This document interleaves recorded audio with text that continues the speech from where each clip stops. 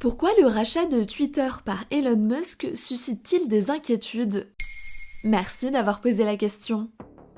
Comme à son habitude, Elon Musk n'est pas passé inaperçu. Le 26 octobre 2022, il est entré dans les bureaux de Twitter à San Francisco avec un évier à la main. Il a tweeté l'image en écrivant « Let that sink in ».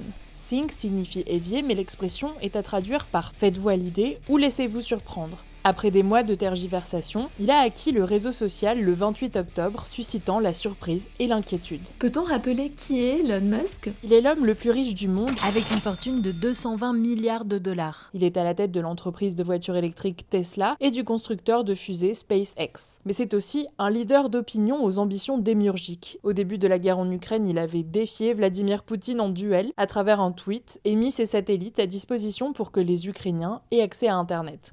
D'ailleurs, pour lui, les humains doivent devenir une espèce interplanétaire et conquérir l'espace. Il travaille aussi sur une intelligence artificielle qu'il voudrait implanter via une puce dans les cerveaux humains. Et alors, quel est son projet pour Twitter ? Il souhaite assouplir la modération sur le site, déjà très imparfaite aujourd'hui, et limiter la suppression des comptes. Pourtant, il a déjà éjecté du réseau des personnes critiques envers lui. À terme, il voudrait créer une appli totale, ou une app X comme il l'appelle déjà, sur le modèle du WeChat chinois qui rassemble les fonctionnalités d'Instagram, Twitter et WhatsApp. Depuis son arrivée, il a renvoyé la moitié du personnel, dont des très hauts placés. Par exemple, Vijaya Gadde, la chef des affaires juridiques, à l'origine de l'expulsion de Donald Trump de la plateforme en janvier 2021. Ce dernier s'en est réjoui. Je suis très heureux que Twitter ne soit plus dirigé par des fous et des maniaques de la gauche radicale qui détestent vraiment notre pays. Musk ne s'est pas prononcé sur la réintégration de Trump, mais il a dit qu'il étudierait les cas de figures de l'extrême droite brésilienne également bannies.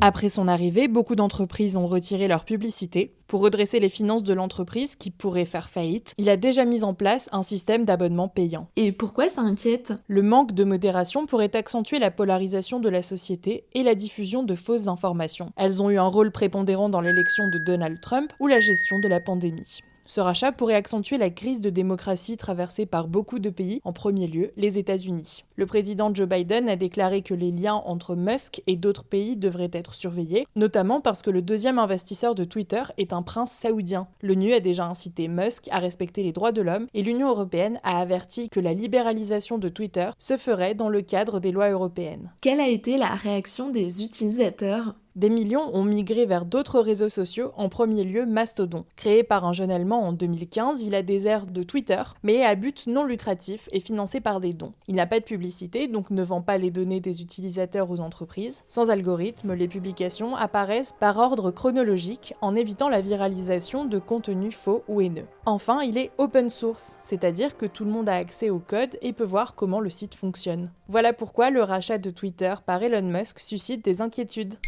Maintenant, vous savez, un épisode écrit et réalisé par Antonella Francini. Ce podcast est disponible sur toutes les plateformes audio. Et si cet épisode vous a plu, n'hésitez pas à laisser des commentaires ou des étoiles sur vos applis de podcast préférés.